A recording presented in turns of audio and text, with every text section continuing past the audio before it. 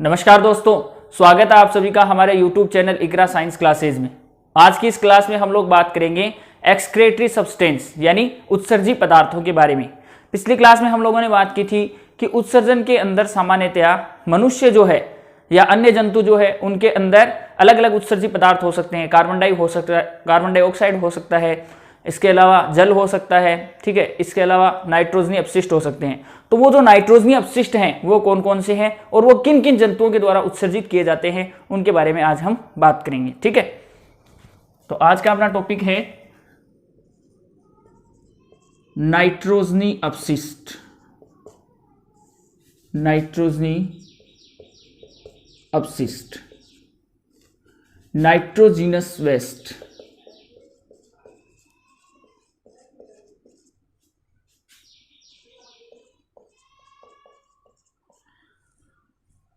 नाइट्रोजनी अपशिष्ट जो है ये जनरली हमने बात की थी कि प्रोटीन या न्यूक्लिक एसिड जो है उसके मेटाबॉलिज्म से बनते हैं, इसके उपापचय से बनते हैं। प्रोटीन के उपापचय से नाइट्रोजनी अपशिष्ट पदार्थों का निर्माण होता है। और ये नाइट्रोजनी अपशिष्ट जो है वो सामान्यतया कौन कौन से होते हैं? तो नाइट्रोजनी अपशिष्ट के अंदर मुख्य रूप से अगर हम बात करें तो अमोनिया है, यूरिया है, यूरिक एसिड, ये सामान्यतया मुख्य नाइट्रोजनी अपशिष्ट होते हैं। और भी हैं नाइट्रोजनी अपशिष्ट के अंदर और भी पदार्थ आते हैं, जैसे अमीनो अम्ल भी होता है, ट्राइमेथिल अमीनो ऑक्साइड भी होता है, एलानिन भी होता है, क्रिएटिनिन भी होता है, ठीक है। ये बहुत सारे होते हैं, लेकिन मोस्टली अगर हम बात करें मेजर नाइट्रोजीनस वेस्टेज के बारे में अगर हम बात करें तो वो होते हैं अमोनिया। इसके अलावा अगर हम बात करें तो नेक्स्ट आता है यूरिया और यूरिक अम्ल। ये मुख्य नाइट्रोजनी अपशिष्ट होते हैं। यूरिक अम्ल, यूरिक एसिड, ये सामान्यतः जीवों के अंदर पाए जाने वाले मेजर नाइट्रोजीनस वेस्टेज होते हैं, ठीक है। अब अगर हम बात करें तो इनके अंदर जैसे अमोनिया है, ये किन प्राणियों द्वारा उत्सर्जित होता है, ठीक है। क्या खास बात पाई जाती है उन प्राणियों के अंदर? यूरिया है, यूरिक अम्ल है, इन सभी से संबंधित जो प्राणी हैं या कौन कौन से प्राणी जो है वो अमोनिया, यूरिया, यूरिक एसिड का उत्सर्जन करते हैं, इसके बारे में आज हम बात करेंगे, ठीक है। तो सबसे पहले हम बात कर लेते हैं अमोनिया के बारे में। अमोनिया,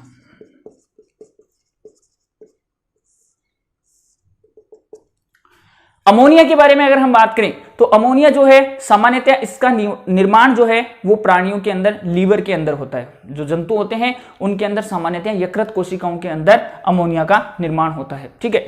अमोनिया जो है इसका निर्माण सामान्यतः अमीनो अम्ल जो है उनके उपापचय से होता है। अमीनो अम्लों का जब विअमीनीकरण होता है, डीएमिनेशन होता है, तो उसके कारण से क्या बनता है? अमोनिया बनता है।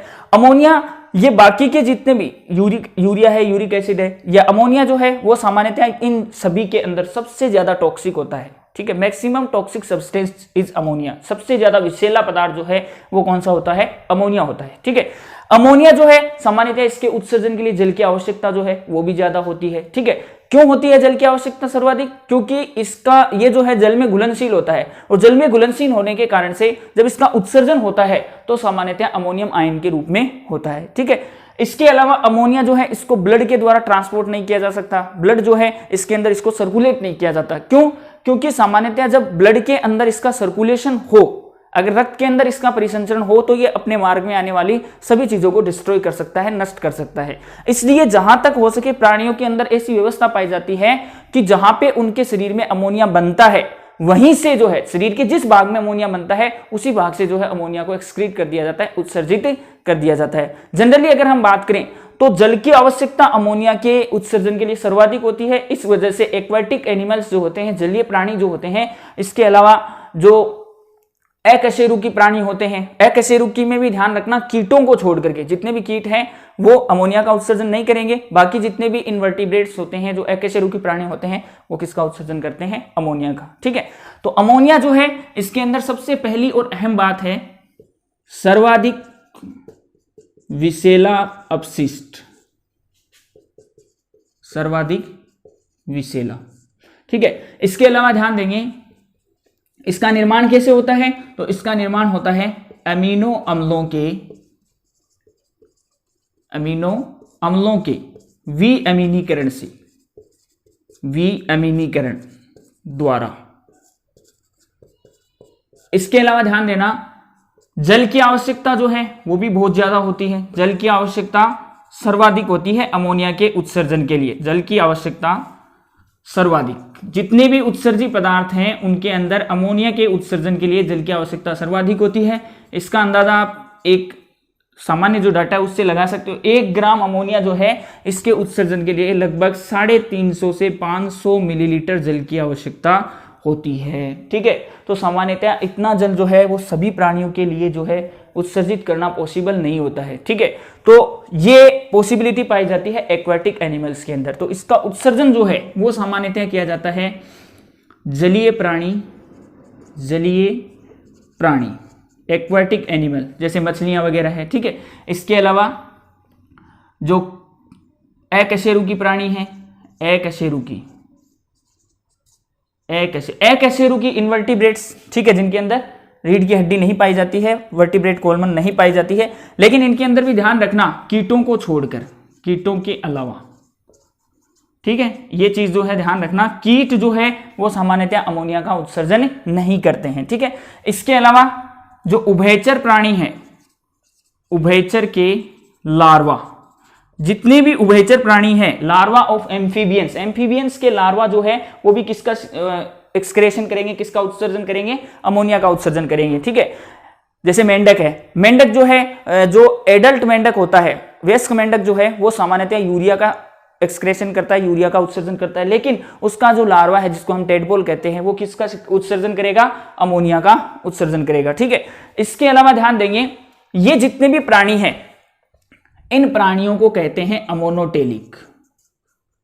ये प्राणी क्या कहलाएंगे, अमोनोटेलिक, यानी अमोनिया का उत्सर्जन करने वाले जितने भी प्राणी होते हैं, जितने भी एनिमल जो अमोनिया एक्सक्रीट करते हैं उनको कहते हैं अमोनोटेलिक। इसके अलावा ये जो प्रोसेस है अमोनिया के एक्सक्रीशन की जो प्रोसेस है उसको हम कहते हैं अमोनोटेलिज्म, अमोनोटेलिज्म। ठीक है, ये क्रिया जो है वो तो कहलाएगी अमोनिया का उत्सर्जन यानी अमोनोटेलिज्म, और ये जो प्राणी है जो अमोनिया का उत्सर्जन करते हैं इनको हम कहते हैं अमोनिया उत्सर्जी या अमोनोटेलिक। ठीक है, तो ये अमोनिया से संबंधित कुछ महत्वपूर्ण बातें हैं। इसके बाद नेक्स्ट आ जाता है यूरिया। यूरिया की अगर हम बात करें तो सामान्यतया इसका उत्सर्जन होता है मेमल्स के द्वारा, एम्फीबियंस के द्वारा। ठीक है, जो स्तनधारी है, उभयचर है, इनके द्वारा यूरिया का उत्सर्जन होता है। यूरिया जो है ये सामान्यतया एक्चुअल में क्या होता है, मेमल्स और एम्फीबियंस जो है इनके अंदर भी जो है अमोनिया का निर्माण होता है। ठीक है, हमारे शरीर में मनुष्य के अंदर भी जो है अमोनिया का निर्माण होता है, लेकिन ये जो प्राणी है इनके अंदर लीवर सेल्स, हिपेटिक सेल्स जो होती है वो उस अमोनिया को कन्वर्ट कर देती है यूरिया में, और इस प्रोसेस को हम कहते हैं ऑर्निथिन साइकिल, ऑर्निथिन चक्र या क्रेब्स हैंसलिट साइकिल भी कह सकते हैं। ठीक है, तो क्रेब्स हैंसलिट साइकिल या ऑर्निथिन साइकिल के द्वारा अमोनिया यूरिया में परिवर्तित हो जाता है, और फिर उस यूरिया को जो है ब्लड के अंदर जो है ट्रांसफर कर दिया जाता है। ब्लड से ये यूरिया किडनी पे पहुंचता है, किडनी उसको फिल्टर कर देती है और यूरिन के साथ, मूत्र के साथ इसको बाहर उत्सर्जित कर दिया जाता है। तो ध्यान देंगे कि जो यूरिया है ये सामान्यतः एक तो कम टॉक्सिक होता है, कम विषैला होता है, किसकी तुलना में, अमोनिया की तुलना में। इसके अलावा इसके उत्सर्जन के लिए जल की आवश्यकता भी कम होती है। जो प्राणी यूरिया का उत्सर्जन करते हैं उनको कहते हैं यूरियोटेलिक, और ये जो प्रोसेस है, ये जो क्रिया है, इसको हम कहते हैं यूरियोटेलिज्म। ठीक है, तो ये महत्वपूर्ण बातें हैं, ध्यान देना। सबसे पहली बात,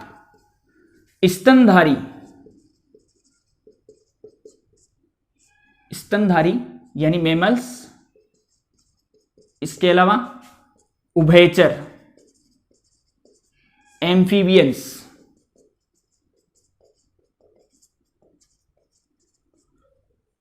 द्वारा उत्सर्जित, एम्फीबियन द्वारा उत्सर्जित। ठीक है, फॉर एग्जाम्पल जैसे मेंढक है, मनुष्य है, ये सामान्यतः किसका सेक्रेशन या किसका एक्सक्रेशन करेंगे, यूरिया का। किसका उत्सर्जन करेंगे, यूरिया का। ठीक है, एक चीज यहां ध्यान रखने योग्य है कि कोई प्राणी जो है उसको हम कह रहे हैं जैसे अमोनोटेलिक। ठीक है, यानी वो अमोनिया का उत्सर्जन करने वाला है। इसका मतलब ऐसा नहीं है कि वो केवल अमोनिया जो है उसी का एक्सक्रेशन करेगा, जरूरी नहीं है। और भी नाइट्रोजिनस वेस्ट जो है उनका एक्सक्रेशन कर सकता है, और भी नाइट्रोजनी अपशिष्ट जो है उनका उत्सर्जन कर सकता है, लेकिन उसके अंदर मोस्टली कौन सा ऐसा पदार्थ है जिसका सबसे ज्यादा उत्सर्जन वो कर रहा है, उसके आधार पर उसको हम अमोनोटेलिक, यूरियोटेलिक या यूरिकोटेलिक कहते हैं। ठीक है, तो यहां पे मनुष्य जो है इसको हम कहेंगे यूरियोटेलिक, यूरिया का उत्सर्जन कर रहा है इसलिए यूरियोटेलिक कहेंगे।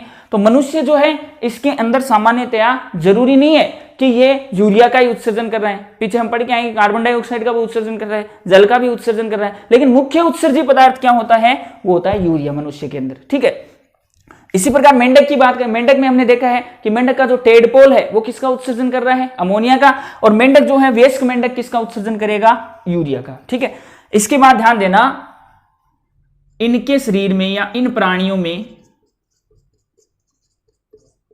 प्राणियों में लीवर द्वारा यकृत जो है वो अमोनिया को किस में बदल देता है, यूरिया में बदल देता है। ठीक है, अमोनिया को यूरिया में बदल देता है, और अमोनिया को यूरिया में बदलने का ये जो प्रोसेस है इसको हम क्या कहते हैं, ऑर्निथीनी चक्र, या इसको हम कहते हैं क्रेब्स हैंसलिटी चक्र, क्रेब्स हैंसलिटी चक्र। ठीक है, इसके अलावा ध्यान देंगे ये जो इसमें जल की आवश्यकता अमोनिया से कम, जल की आवश्यकता अमोनिया से कम। ठीक है, अमोनिया से कम विषैला भी होता है और जल की आवश्यकता भी अमोनिया से कम होती है, अमोनिया से कम। अमोनिया की तुलना में उसके उत्सर्जन के लिए जो पानी की आवश्यकता है वो कम होती है। ठीक है, इसके अलावा ध्यान देंगे ये जो प्राणी जो यूरिया का उत्सर्जन कर रहे हैं इनको हम कहते हैं यूरियोटेलिक, यानी यूरिया उत्सर्जी। ठीक है, और जो क्रिया है यूरिया के उत्सर्जन की वो कहलाती है यूरियोटेलिज्म, यूरियोटेलिज्म, यूरिया उत्सर्जन। ठीक है, तो ये हो गया यूरिया के बारे में। ठीक है, नेक्स्ट आता है यूरिया के बाद अगला उत्सर्जी पदार्थ यूरिक एसिड, यूरिक अम्ल। यूरिक एसिड की अगर हम बात करें तो सबसे पहली और अहम बात इसमें ध्यान रखना कि इसका जो उत्सर्जन है वो सामान्यतया सरीसृप यानी रेप्टाइल्स, इसके अलावा एवीज पक्षियों के द्वारा उत्सर्जित होता है। इंसेक्ट जो है, कीट जो है, वो भी सामान्यतया किसका उत्सर्जन करते हैं, यूरिक एसिड का। जितने भी ये अमोनिया है, यूरिया है, यूरिक एसिड, इनके अंदर लिस्ट वाटर रिक्वायरमेंट होती है, यानी इसके उत्सर्जन के लिए सबसे कम पानी की आवश्यकता होती है। ठीक है, तो सबसे कम पानी की आवश्यकता वाला उत्सर्जी पदार्थ कौन सा है, यूरिक अम्ल। इसके अलावा एकमात्र ऐसा पदार्थ है इन तीनों के अंदर जिसका उत्सर्जन सामान्यतया सेमी सॉलिड के रूप में यानी अर्ध ठोस के रूप में या पेस्ट के रूप में होता है। ठीक है, पक्षियों की एक्सक्रीटा बीट जो है आपने देखी होगी वो सामान्यतया पेस्ट के रूप में होती है, तो पक्षी जो है वो उस एक्सक्रीटा के रूप में किसका उत्सर्जन करते हैं, किसका एक्सक्रेशन करते हैं, यूरिक एसिड का। ठीक है, जल की आवश्यकता सबसे कम टॉक्सिक होता है। ठीक है, इसके अलावा यूरिक एसिड जो है इसका फॉर्मेशन होता है नाइट्रोजिनस जो बेस होता है, नाइट्रोजनिक क्षार है, नाइट्रोजनिक क्षार प्यूरिन के द्वारा इस यूरिक एसिड का निर्माण लीवर के अंदर होता है। ठीक है, तो ध्यान देंगे यूरिक अम्ल की अगर हम बात करें तो यूरिक अम्ल जो है इसका उत्सर्जन सरीसृप यानी रेप्टाइल्स, इसके अलावा पक्षी, एवीज, इसके अलावा कीट, इंसेक्ट्स।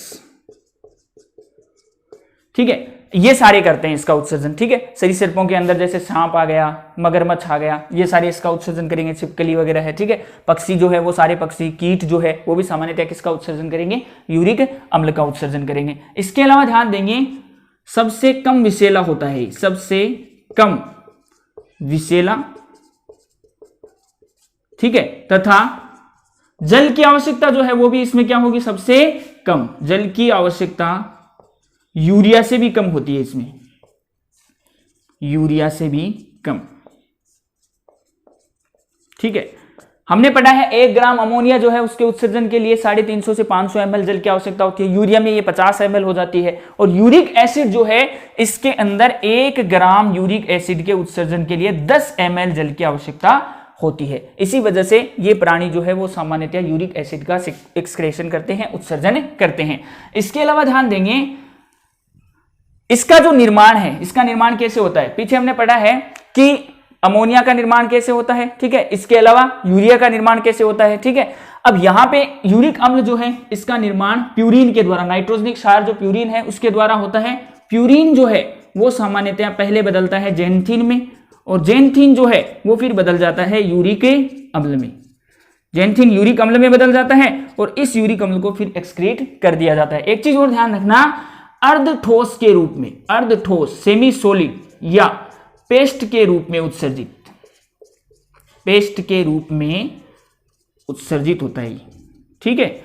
इसके अलावा महत्वपूर्ण चीज जो आपको ध्यान रखनी है, जो प्राणी यूरिक एसिड का एक्सक्रेशन करते हैं, जो भी जंतु यूरिक अम्ल का उत्सर्जन करते हैं, ठीक है, इन प्राणियों को हम कहते हैं यूरिकोटेलिक, यानी यूरिक अम्ल उत्सर्जी, यूरिकोटेलिक, ठीक है।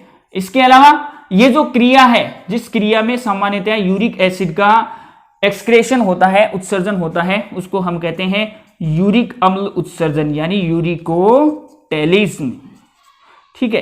तो ये यूरिक अम्ल से संबंधित कुछ महत्वपूर्ण बातें हैं, ठीक है। सरीसृपों के अंदर एक चीज ध्यान रखना, जैसे अभी आपको बताया है, सरीसृप के अंदर आ गया, जैसे मान लो सांप है, ठीक है, छिपकली है, ये जो है सामान्यतया यूरिक एसिड का एक्सक्रेशन करते हैं। पक्षी तो आप सारे जानते हैं, ठीक है।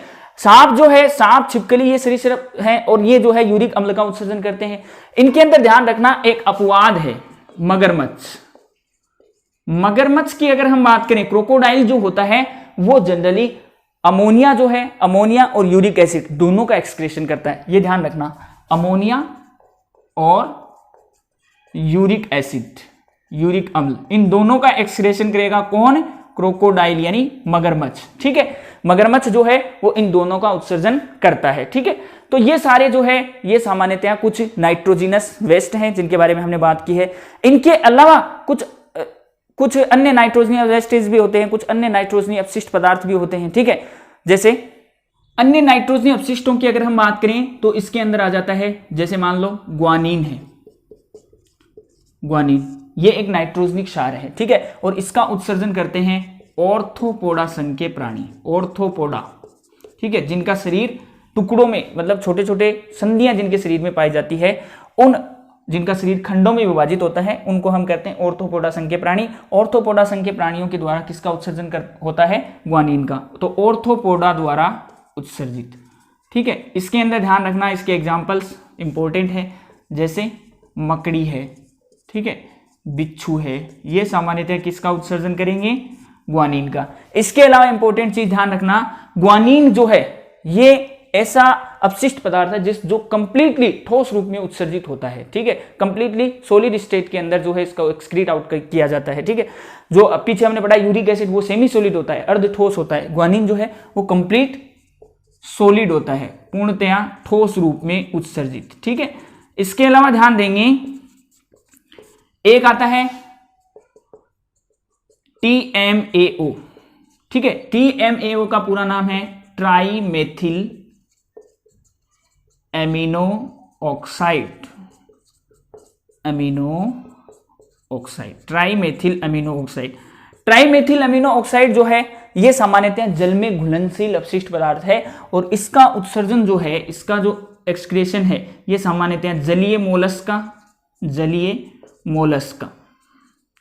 इसके अलावा जो समुद्री क्रस्टेशियन है, समुद्री क्रस्टेशियन प्राणी जो हैं वो सामान्यतः किसका उत्सर्जन करते हैं? TMAO का, यानी ट्राइमेथिल एमिनो ऑक्साइड का, ठीक है। इसके अलावा ध्यान देंगे, एक आता है क्रिएटिन। क्रिएटिन की अगर हम बात करें तो क्रिएटिन सामान्यतः मनुष्य के द्वारा उत्सर्जित होता है, लेकिन मनुष्य के अंदर भी जो गर्भवती महिलाएं होती है, नवजात शिशु होते हैं या स्तनपान कराने वाली महिलाएं होती है, उनके मूत्र के अंदर कौन सा अपशिष्ट पदार्थ पाया जाता है? क्रिएटिन, ठीक है। तो ये ध्यान रखना, गर्भवती या स्तनपान कराने वाली या नवजात शिशु के मूत्र में पाया जाता है कौन सा अपशिष्ट पदार्थ? क्रिएटिन, ठीक है। इसके अलावा ध्यान रखना, एक आता है एलेंटोइन। एलेंटोइन जो है ये सामान्यतः जितने भी मेमल्स हैं उनके अंदर जब वो एम्ब्रियोटिक स्टेज में होते हैं, स्तनधारी जब भ्रूणावस्था में होते हैं, तो स्तनधारियों की भ्रूणावस्था में उत्सर्जित पदार्थ जो है वो होता है एलेंटोइन, ठीक है। तो स्तनधारियों की अधिकांश स्तनधारियों द्वारा भ्रूणावस्था में उत्सर्जित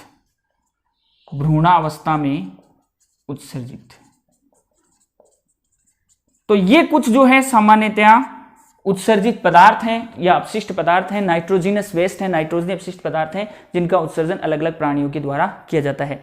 इसके अलावा ध्यान रखना, बहुत सारे प्राणी जो है वो वातावरणीय परिस्थितियों के अनुसार अपने उत्सर्जित पदार्थ बदल भी लेते हैं। जैसे केंचुआ है, केंचुआ जो है वो सामान्यतः मॉइस्चर कंडीशंस होती है, आर्द्र परिस्थितियां जब होती है तो आर्द्र परिस्थितियों के अंदर अमोनिया को एक्सक्रीट करेगा, अमोनिया का उत्सर्जन करेगा, और जब वो ड्राई कंडीशन में होता है यानी शुष्क अवस्था में होता है तो उस स्थिति यानी वातावरणीय परिस्थितियां शुष्क है, पानी की कमी है, तो उस स्थिति में वो यूरिया का उत्सर्जन करता है। इसी प्रकार हमने देखा है, अभी पीछे लिखा था कि मगरमच्छ जो है वो यूरिक एसिड का भी एक्सक्रेशन करता है। इसके अलावा जो है वो जब पानी में होता है तो अमोनिया का एक्सक्रेशन भी करता है। ठीक है, तो ये कुछ उत्सर्जित पदार्थ और उत्सर्जन करने वाले प्राणी हैं जिनके बारे में ध्यान रखना है। ठीक है, नेक्स्ट क्लास में हम बात करेंगे अलग अलग प्राणियों में पाए जाने वाले उत्सर्जी अंगों के बारे में, इसके अलावा ह्यूमन एक्सक्रेटरी सिस्टम के बारे में। ठीक है, धन्यवाद।